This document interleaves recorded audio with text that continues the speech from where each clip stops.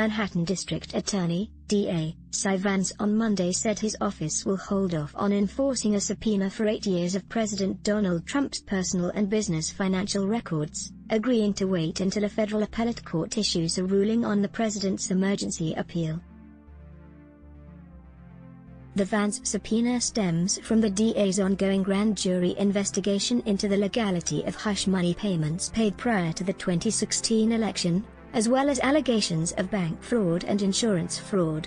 A district court judge in New York City on Thursday dismissed Trump's second attempt to block enforcement of the subpoena against his personal accounting firm Mazars USA LLP, reasoning that the president did little more than reassert the absolute immunity argument that had already been rejected by the Supreme Court. Trump's attorneys then appealed to the U.S. Court of Appeals for the Second Circuit for an administrative stay pending the outcome of the appeal. The Second Circuit on Friday declined the request to issue an immediate administrative stay, scheduling oral arguments on the issue for Sept. 1. It was initially thought that the denial of a stay meant there was a window of opportunity for the Manhattan DA to enforce the subpoena, given that Vance previously said he would wait 7 days to do so. Vance's office said Monday, however, that it will wait to enforce the subpoena after the appellate court reaches a decision on Trump's appeal. The Second Circuit properly held in its August 21 order that no administrative stay of the Mazars subpoenas is warranted, as your client is highly unlikely to succeed on the merits of his appeal and will not suffer irreparable harm if a stay is not entered, Manhattan DA General Counsel Kerry R. Dunn wrote in a letter to Trump's attorneys. To ensure the Second Circuit has ample opportunity to consider thoroughly the arguments raised in your state papers, and to avoid undue further delay, the New York County District Attorney's Office hereby agrees to forbear on enforcement of the Mazars subpoena until 5 p.m. on the second calendar day after the Second Circuit issues a decision on your application for a stay pending appeal.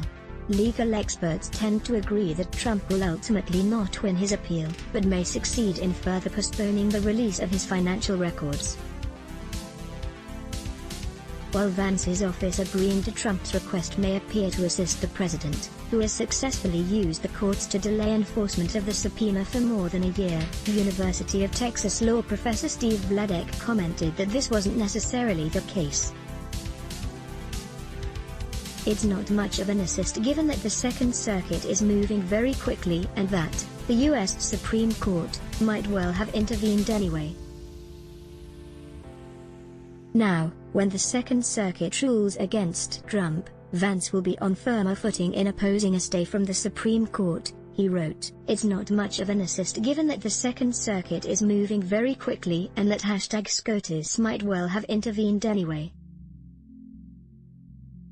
Now, when the Second Circuit rules against Trump, Vance will be on firmer footing in opposing a stay from the Supreme Court. Steve Vladek, at Steve_Vladek, August 24, 2020. According to Vladek, it is now likely that the case won't reach the High Court until sometime in early September. Assuming Vance's office does obtain the records, due to grand jury secrecy rules, they will remain confidential unless a court orders otherwise. The contents of the documents could also begin to be made public if the DA's office files criminal charges. It's unclear, even then, how much of the president's records will enter the public sphere. Read the letter from Vance's office below. Vance filed letter on Trump subpoena by Law and Crime on Scribd, image via Drew Angra/Getty Images. Have a tip we should know? Email protected. Let's block ads. Why? Show your love for him. Click the link in description. Thanks for watching.